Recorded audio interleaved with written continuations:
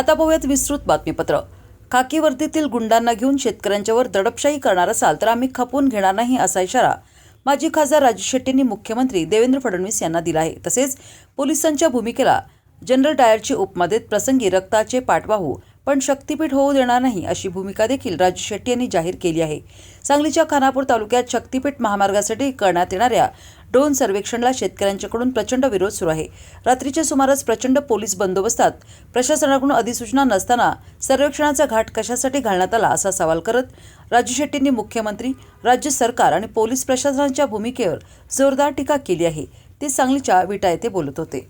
या भागातून शक्तीपीठ महामार्ग जातो आणि म्हणून 25 मे पर्यंत सगळ्या शेतकऱ्यांनी शक्तीपीठ महामार्गाला विरोध करणाऱ्या हरकती जिल्हाधिकाऱ्यांच्याकडे घेतलेल्या होत्या आणि 1 जूनला जिल्हाधिकाऱ्यांचं पत्र आलं की अजून अधिसूचनाच निघालेली नसल्यामुळं तुमचा अर्ज निकालात काढण्यात येत आहे अशा अर्थाचं पत्र 1 जूनला आलेलं आहे। जिल्हाधिकाऱ्यांच्या सहीचं ते पत्र आलेलं आहे, यात तालुक्यामध्ये सुद्धा आलेलं आहे।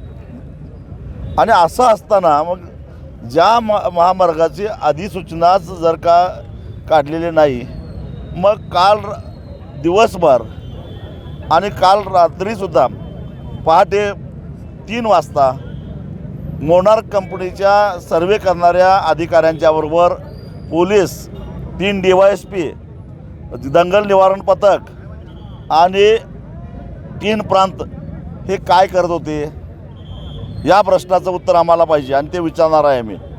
जर तुमची अधिसूचनाच नाही तर तुम्ही कुणाची गुलामगिरी करायला आलाय?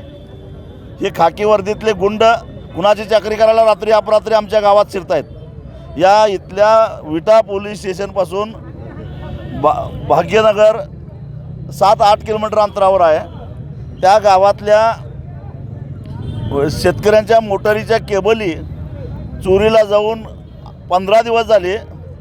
जवळजवळ 10-12 लाखाचा माल चोरीला गेलेला आहे। इथून 8 किलोमीटरवर जाऊन एकाही पोलिसाला चौकशी करावंसं वाटलं नाही आणि त्याच पोलीस ठाण्यातला पोलीस इन्स्पेक्टर पहाटे 3 वाजता त्याच गावामध्ये जातोय। लाज नाही का वाटत?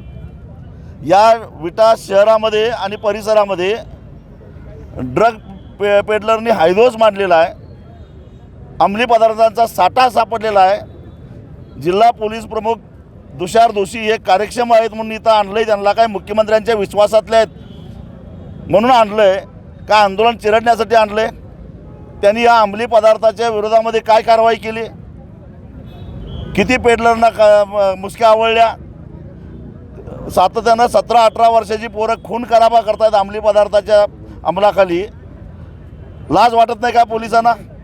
आणि एका खाजगी कंपनीच्या संरक्षणासाठी तुमचे पोलीस रात्री अपरात्री आमच्या आया भगिनींना दमदाटी करतात, बघून घेण्याची भाषा करतात, धक्काबुक्की करतात आणि तुरुंगात सोडत पडाल अशी धमकी देतात।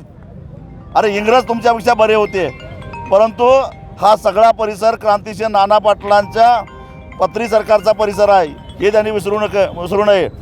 त्या काळामध्ये नाना पाटलांनी इंग्रजांच्या पायामध्ये पत्र्या ठोकल्या। आता हे काळे इंग्रज आलेले आहेत, वेगळ्या पद्धतीनं आम्ही सुद्धा पत्र्या ठोकल्याशिवाय सोडणार नाही, एवढाच माझा त्यांना इशारा आहे। आता काय करणार? सर्वे अजिबात होऊन देणार नाही, कारण हा एक शक्तीपीठ महामार्ग आम्हाला मान्य नाही आहे। आता कुठे चाललंय? आता आम्ही इथल्या प्रांत अधिकाऱ्यांनी बैठक बोलावलेली आहे, त्यांना आम्ही जाब विचारायला निघालेलो आहोत। जर तुम्ही जिल्हाधिकाऱ्यापेक्षा मोठे झाला का? जिल्हाधिकारी जर म्हणत असतील की अधिसूचनाच निघालेली नाही तर तुम्ही सर्वेसाठी बैठक कुठल्या अधिकारात बोलवताय? हा जाब विचारायला आम्ही निघालेलो आहोत।